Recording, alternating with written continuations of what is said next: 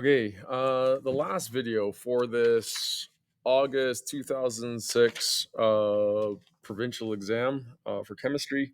We have two questions left, questions number 7 and question number 8. And this one right here is balance the following in an acidic solution. So there's a couple of different ways that we can balance this thing. I'm going to balance it in probably the slowest way, which is using balancing by half reaction. So I need to split this up into two halves. So, and a lot of people get this confused when you split it up into two halves, but the way I tell people when to split it up is split it up based on the majors. Okay. So if you have FES, there's two majors in FES. There's an FE and there's an S. So the things that I underlined right here are the majors, and that is going to be half reactions. So I'm going to go Fe, FES, and that's going to turn into SO4 2 minus, and Fe3 plus.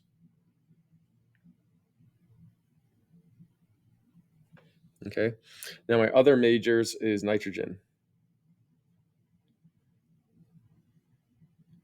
And so that goes my other half reaction is NO2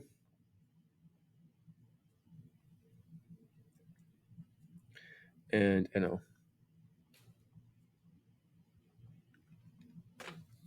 So I'm going to be following the acronym or the kind of steps: major hydroxide or major OH minus. So I got to balance the majors first. So I'm going to start with that FES one. There's one Fe on the reactant side, one Fe on the product side, one S on the reactants, one S on the product. So the majors are already balanced. So I don't need to balance the majors. Now I need to balance the oxygens. So I have 4 oxygens here, so I need 4 oxygens on the reactant side. So I'm going to write 4 oxygens here. Okay, so oxygen is now balanced. And now I need to balance the hydrogen. So I have 8 on the reactant side, so I need an 8 hydrogens, and they're H pluses on the product side right there. Now I need to balance the charge. So on the reactant side, there's no charge. Okay. On the product side, we have 2 negative, 3 plus, and 8 plus. So in total, we have 11 pluses and 2 minuses. Okay. So a total charge of 9 plus on there. So I'm going to need 9 more electrons. Okay. So if I add up all my pluses and minuses, now my charge will be 0 on both sides. Okay, so now that's balanced. So now I'm going to move to my other half reaction. I got my majors are balanced. I need to balance my oxygens. So I got 2 oxygens on that side, 1 oxygen here. So I need 1 more oxygen. And then so I'm going to add H2O. Okay, so I have 2 oxygens, 2 oxygens. Now I balance the hydrogens. So I'm going to need 2 H pluses. Okay. Now, on my reactant side, I have 2 pluses and 1 minus for a total charge of +1. And so that means I just need 1 more electron. Like that. And my whole thing should be balanced. Here's a little check when you're balancing it by half reactions. 1/2, you should have the electrons on the product side. And on the other half reaction, you should have electrons on the reactant side. You can't have, like in a redox reaction, you have to have reduction and you have to have oxidation. So make sure you have your electrons on opposite sides. Now we need to combine these things, but we need to make sure that the electrons are balanced. So I'm going to times everything I see on this side right here by 9. The reason why I'm timesing it by 9 is I have 9 electrons here. I need to have 9 electrons right here. So I'm going to times everything by 9. And I'm going to stack them up on top of each other. So I'm just going to write like this, and I'm going to write the first reaction that we balanced, SO4 2 minus, since I don't have 1000 by 9, plus Fe 3 plus 8 hydrogens plus 9 electrons, and that's FeS and 4 water, like that. Okay, now for my other half of reaction, I'm going to stack them up. I try to keep like those arrows right above each other. It just kind of helps me later visualize everything. I'm going to times everything by 9. Okay, so I have 9 NO plus 9 H2O, and then I have 9 NO2 minus, and then I have 18 hydrogens,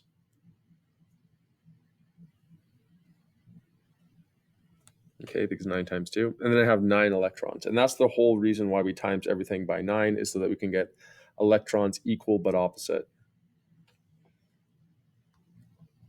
Now we're in acidic solution, so we can keep it this way. We don't have to do anything else. If it was a basic solution, at the very, very end, we'd have to change everything to base, but we don't have to do that here.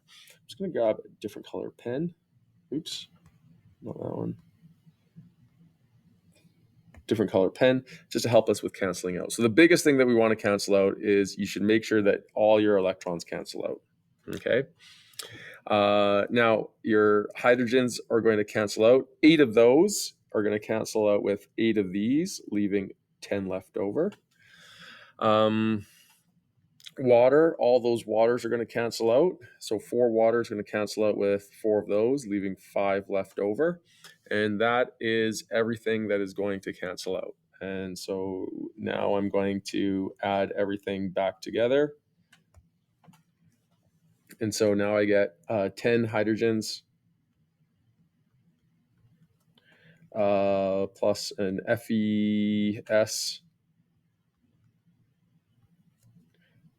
plus 9 NO2 minuses. And then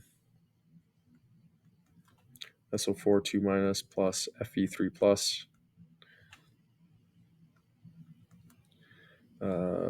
plus 9 NOs plus 5 water. Okay. You can do a quick check to see, make sure you did everything like correct. I personally like to check the charges first. I got 10 pluses here. I got 9 minuses here for a total charge plus 1 on the reactant side. So this has a total charge of plus 1 right there. And then right here, we have a plus 3 and a negative 2. So this also has a total charge of plus 1 on this side right here. Okay, so my charge is balanced. I then can do a quick check on, make sure everything else is balanced. 1 Fe on this side, 1 Fe on that side, 1S, 1S. Hydrogens, we have 10 hydrogens on the reactant side. We have 5 times 2, 10 hydrogens on the product side. Oxygens, we have 18, 9 times 2, we have 18 oxygens on the reactant side. We have 4 plus 9, that's 13, plus 5 more is 18 oxygens right there. Looking like everything is balanced, so feel good about our answer. Okay. Last question for the test, and then we're done. The electrolysis of copper 2 sulfate solution using copper electrodes is used in the refining of copper. Write the anode and cathode and describe what would be observed in each of these things. Okay, so I'm going to draw a picture. I like to draw a picture of electrolysis. So electrolysis means that you have an energy source. You have a battery. This is the symbol for battery right here. The small side right here means that it's negative. The long side right here, that means there's positive. And off these things comes a couple of wires, and they go down into some electrodes right here. And the electrodes are made out of copper, it says. And that would be sitting in a beaker. And inside that beaker is some copper 2+ and some sulfate. Okay. Now, since this is the negative right here, the electrons are coming down in this direction right here, okay, making this thing negatively charged. And electrons are leaving this thing right here, making this thing positively charged. So what's attracted to negative? The copper 2+ is attracted to negative. And what's attracted to the positive is the SO4 2- is attracted to the positive. Okay. Now, this is where it gets a little bit complicated. So if we take a look at SO4 2-, is the SO4 2- going to be attracted to it? And the SO4 2- is not really attracted to it because it's past that overpotential effect. So SO4 2- actually wouldn't react in this case right here. It'd just be like a spectator because water would actually be preferred to be reacting over that. But we're going to get to that in a little bit, and I want to talk about it. So the cathode reaction, what's happening right here, we're going to start with the cathode reaction, is that copper 2+ is going to be gaining a couple of electrons right here. So this is the cathode. The cathode, if you remember, gaining electrons is reduction is also the cathode. Okay, so I tell people GERC. So the cathode is gaining electrons, and this one right here is gaining electrons, so that is the cathode. So the cathode gains electrons, so Cu2+ gains electrons and turns into copper solid. Okay. Now, what's going to happen here? You're going to see the mass increase on this thing. The mass increase on this cathode right here, mass increase, and copper builds up on electrode. Okay. Now, the anode. Okay, so on the anode, it says both electrodes are made out of copper right here. So what's going to happen actually is that this copper right here is going to be losing electrons, and it's going to be turning into Cu2+. So copper solid is actually going to be losing some electrons and turning into Cu2+. Okay. And this is the whole refining process right here, is that you had probably some kind of like, hopefully maybe the anode is like some kind of impure copper. And so like all the copper ions are kind of like coming off of this thing, and then they're traveling over to now your pure copper electrode, which is your cathode. And that is what the refining process is. So what's going to happen for this one right here is that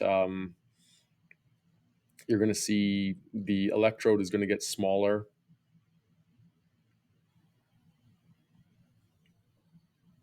I should write get smaller as it corrodes. Okay. Now, if hypothetically that this anode, if this wasn't made out of copper, it was made out of something inert, okay, like carbon or platinum or something like that, then you wouldn't see this copper refining kind of thing, like all the copper coming off of it and then going to the cathode and refining.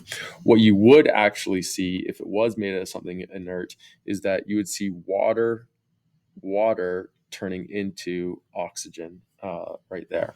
So if it wasn't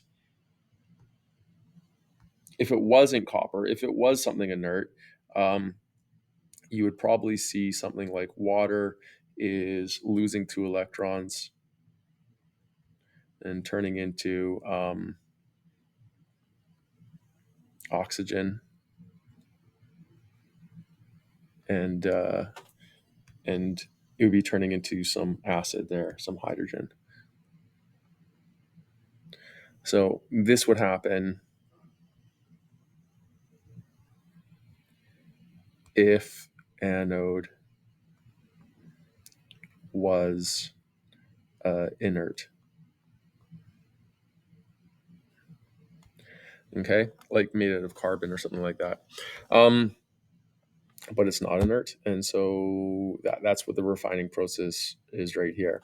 As that later on, if that copper electrode kind of wore away, and then what was left was just like some to be impure because we're refining it, and we're just left with like inert substances left over, then we'd start to see bubbles coming off of it. And what would those bubbles be? Those bubbles would be oxygen bubbles. Okay. Anyways, that is the end of the August 2006 provincial exam. I hope that helped. Good luck on your finals.